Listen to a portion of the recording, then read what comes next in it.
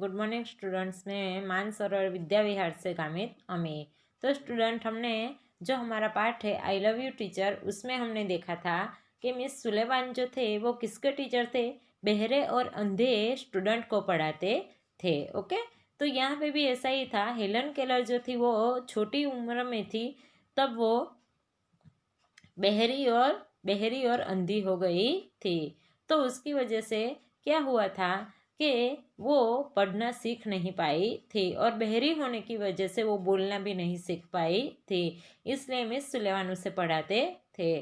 तो हमने यहाँ तक देखा था कि मिस सुलेमान जो थे वो उसे हर रोज़ दूर दूर तक चलने के लिए ले जाते थे। तो तब उसके मन में, जो हेलन केलर थी उसके मन में बहुत सारे प्रश्न होते थे उन्हें पूछने के लिए।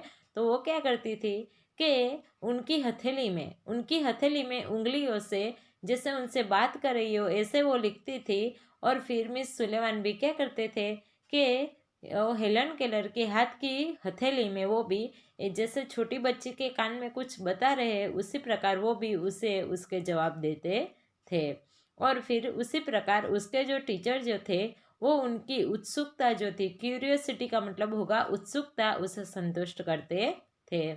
तो तब उसे ऐसा लगने लगा था कि उसके चारों तरफ जो भी चीज़ है वो किससे भरी थी? वो जीवंत थी, प्यार और आनंद से भरी हुई थी। ओके, चलो अब सेकंड स्टेज के बारे में पढ़ते हैं। तो second stage of learning was more difficult, कि उनका जो दूसरा कदम जो था पढ़ने का वो कैसा था? लर्निंग यानी सीखने का थोड़ा कठिन, बहुत कठिन था, क्योंकि उसमें क्या करना था? It was also based on the sense of touch, कि वो भी स्पर्श पर ही आधारित था। कि अभी हेलन केलर को इसमें भी छू कर ही पता लगाना था कि वो क्या बोल रहे हैं। पर इसमें क्या था देखो, Miss Sullivan would speak a word and ask me to touch her lips and throat slowly, कि जब मिस सुलेमान कोई शब्द बोलेगे तो उसे हेलन केलर को उसको किससे छूना था? उनके होठ और गले को धीरे से छूना था। I learn to speak through the movements of the lips and the vibration in the throat. उसे अब कैसे सीखना था? कि मूवमेंट ऑफ द लिप्स, कि उनके जो होठ हिलते थे वो क्या बोल रहे थे उसे पहचानना था होठ की वजह से, होठ को छूकर। और फिर वाइब्रेशन इन द थ्रोट, कि गले में जो कंपन होता था तो उस तरीके से उनको क्या करना था कि पहचानना था कि मिस सुलेमान क्या बोल रही थी। ओके, चलो उनका दूसरा कदम कैसा था कि वो मिस सुलेमान के क्या करना था? हेलन केलर को मिस सुलेमान के होठ और उनके गले को धीरे से, गले में होती हुई कंपन और होठ हिलते थे तो उससे पहचान कर उसे पहचानना था कि मिस सुलेमान क्या बोल रही है। अगर आपको कोई बोले तो मेरा गला पकड़ कर आप बताओ कि मैं क्या बोल रही हूँ, तो आप क्या करोगे? चलो ना, गला पकड़ने के लिए बोला है ना, चलो गला पकड़ते हैं, ऐसा बोलोगे तो आप धीरे से नहीं जोर से ही पकड़ लोगे, है ना? ऐसा करोगे ना? तो फिर चलो, तो यहाँ पे भी ऐसा ही है कि यहाँ पे सीखने का तरीका था, अलग अलग तरीका था।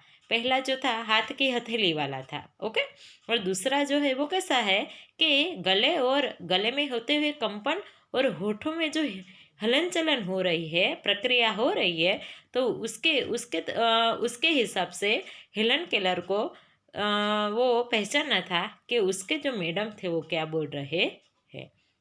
Okay, when I uttered my first word, कि जब मैंने अटर्ड यानी बोलना, अटर्ड का मतलब होगा बोलना, कि जब मैंने मेरा पहला शब्द बोला था, it gave me a boundless delight, कि मुझे उससे बहुत सारा आनंद हुआ था, अतिशय आनंद हुआ था। Now I started talking with my toys, फिर उसने क्या किया था कि किस किस के साथ बातें करनी शुरू कर दी थी कि now I started talking with my toys, stones, trees and birds in the garden, के उसने अपने गार्डन में किस किस के साथ बातें करनी शुरू कर दी थी? टॉयज यानी खिलौने, स्टोन्स यानी पत्थर, ट्रीज यानी पेड़, एंड बर्ड्स के पक्षियों के साथ बातें करनी शुरू कर दी थी। I felt amazed and delight as my sister ran to me when I called her. कि उसे खुशी का एहसास कब हुआ था, अतिशय आनंद कब हुआ था कि जब उसने अपना पहला शब्द बोला और उसकी बहन उसके पास दौड़ते हुए आई थी। And my dog obeyed my commands, और मेरे कुत्ते ने मेरे कमांड्स यानी मैंने जो उसे सूचना दी थी उसका पालन किया था। ओबेड यानी पालन करना, कमांड्स यानी सूचना, हुक्म। I was able to speak, कि मैं बोल सकती हूँ, मैं बोलने के लिए सक्षम हूँ। इट वॉज अ मिरेकल, ये मेरे लिए एक चमत्कार था। ओके, चलो दूसरा स्टेज क्या था उसका, कि दूसरा स्टेज जो था उसमें हेलन केलर को क्या करना था, मिस सुलेवान जब बोलेगी तो उसके होठ को छूकर और उसके गले में होते हुए कंपन को छूकर उसे पहचाना था कि मिस सुलेवान क्या बोल रहे हैं। तो ये जब वो सीख गई तो उसने जब उसका पहला शब्द बोला तो वो बहुत खुश हो गई थी। फिर बाद में उसने अपने गार्डन में किसके साथ, खिलौने, पत्थर, पेड़ और पक्षियों के साथ बातें करनी शुरू कर दी।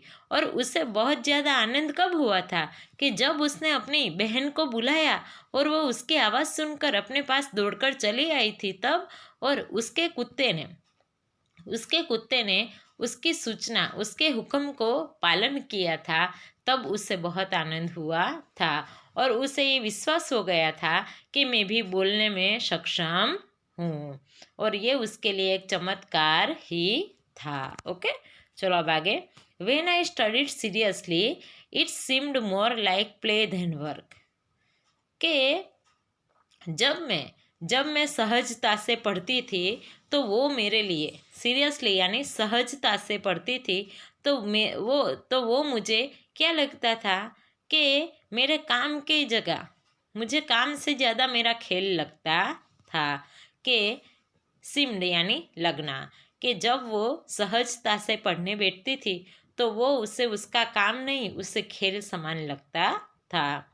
Whenever anything related or interested me, कि जब मुझे कोई चीज़ से आनंद मिलता था या फिर कोई मुझे रसप्रद चीज़ लगती थी, Miss Sullivan would talked about that as if she were a little girl herself.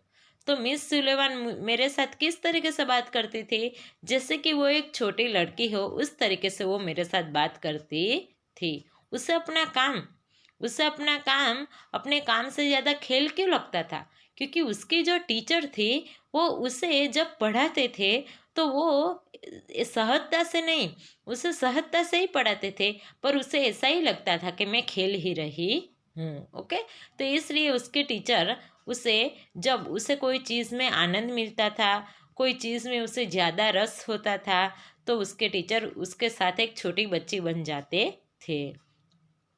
She taught subjects like science by making it so interesting that I remembered everything.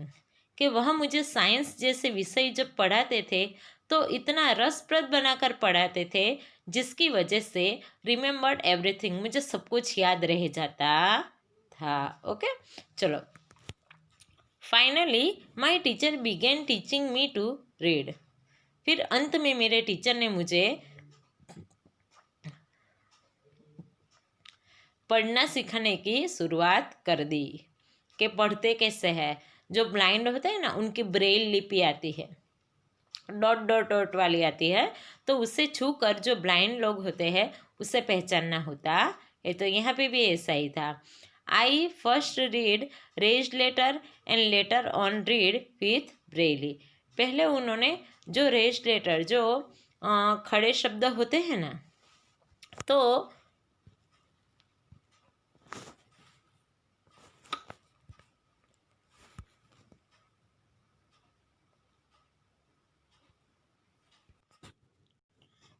Raised यानी जो स्थापित शब्द होते हैं ना वो उसने पहले पढ़ने सीख लिए। फिर बाद में क्या किया कि उसने जो थे वो ब्रेल लिपि, and later on read with Braille, फिर ब्रेली लिपि जो होती है उसकी मदद से उसने पढ़ना सीख लिया। कि finally my teacher began teaching me a read कि मेरे टीचर ने मुझे अभी पढ़ना सिखाना स्टार्ट कर दिया, शुरू कर दिया।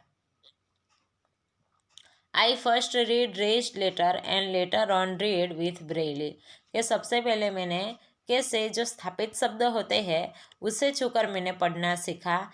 And later on read with Braille लिपि, ब्रेली लिपि के मदद से मैंने पढ़ना सीखा।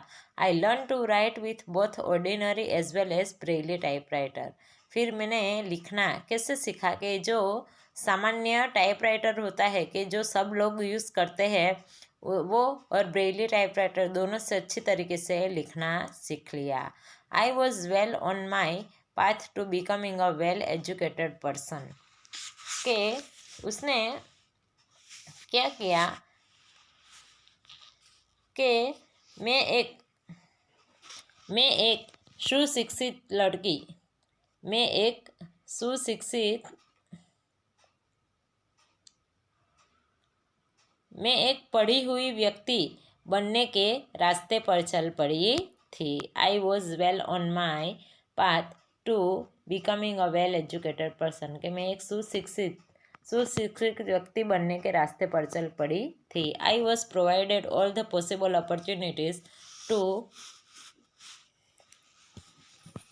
Develop my abilities and made maximum use of them कि मुझे मेरी क्षमताओं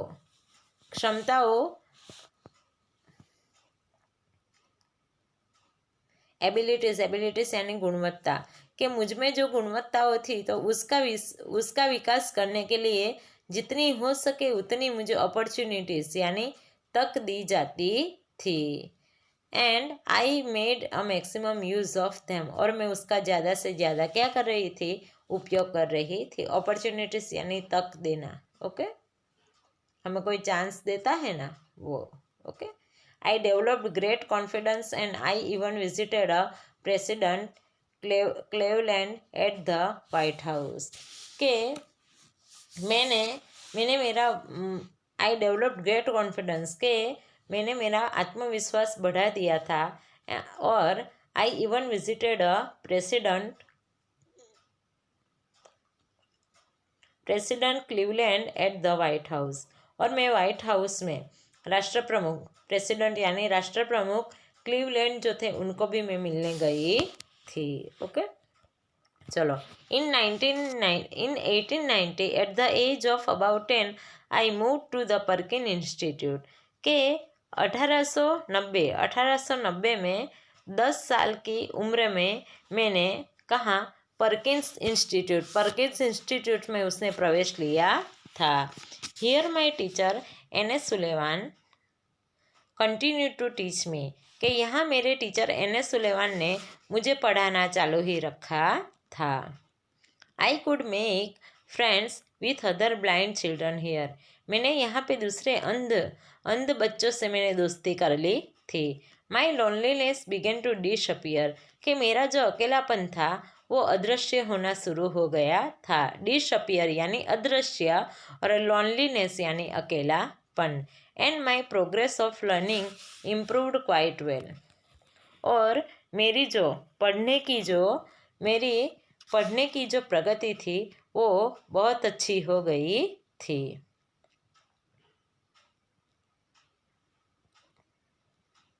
I learn Latin German and arithmetic मैं वहाँ पे क्या क्या सीखी थी, लेटिन जर्मन और मैथ गणित सीख गई थी। In 1896 I moved on to the Cambridge School for Young Ladies in Massachusetts के फिर 1896 में मैं कहाँ गई थी कि मैसेच्यूसेट्स की कैम्ब्रिज स्कूल जो यंग स्त्री के लिए थी वहाँ में गई थी। This was really a great achievement for a lady like me who was blind deaf and could बेयरली produce sounds of communication के ये मेरे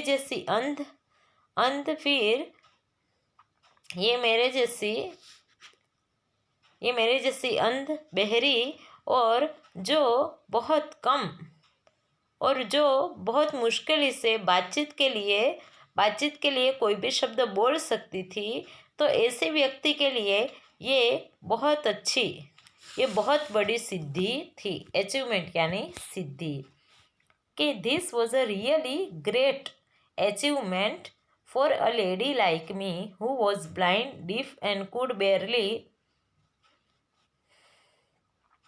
प्रोड्यूस साउंड्स ऑफ कम्युनिकेशन। के ये मेरे जैसी बहरी, अंधी और जो बहुत मुश्किल से बातचीत करने के लिए आवाज़ निकाल सकती थी, ऐसे व्यक्ति के लिए ये बहुत बड़ी सिद्धि थी। अचीवमेंट यानी सिद्धि। I began writing poems and stories. कि मैंने क्या लिखना शुरू कर दिया?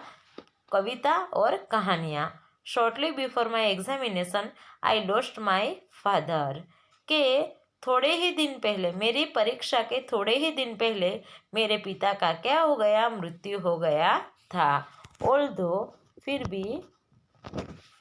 भी although emotionally disturbed I did my best in the examination. कि मैं मानसिक रूप से अस्वस्थ हो गई थी। डिस्टर्ब यानी अस्वस्थ, इमोशनली यानी मानसिक रूप से, मैं मानसिक रूप से अस्वस्थ हो गई थी, फिर भी मैंने मेरी एग्ज़ाम अच्छे से दी और बहुत मेहनत करके मैंने मेरी एग्ज़ाम दी। My teacher could not accompany me to the examination hall. कि मेरे शिक्षक मेरे साथ एग्जामिनेशन परीक्षा खंड में नहीं थे। There a teacher spelled out the questions in my hand and I typed out to the answer. कि वहाँ पे मेरे शिक्षक जो थे, जो मेरे क्लास में थे, वो क्या करते थे? मेरे हाथ में प्रश्न लिखते थे और मैं उसका आंसर टाइप करती थी। When the result was declare. कि जब परिणाम डिक्लेयर हुआ था, तो I was so full of joy to hear that I had passed all the subjects. कि मैं ये सुनकर बहुत खुश हो गई थी कि मैं सभी विषय में पास हो गई थी। तो स्टूडेंट, आपको यहाँ तक समझ में आ गया होगा। ओके, तो अभी आगे के लेक्चर में हम ये पूरा लेसन फिनिश करेंगे। तब तक आपको ये इतना याद कर लेना है। ओके।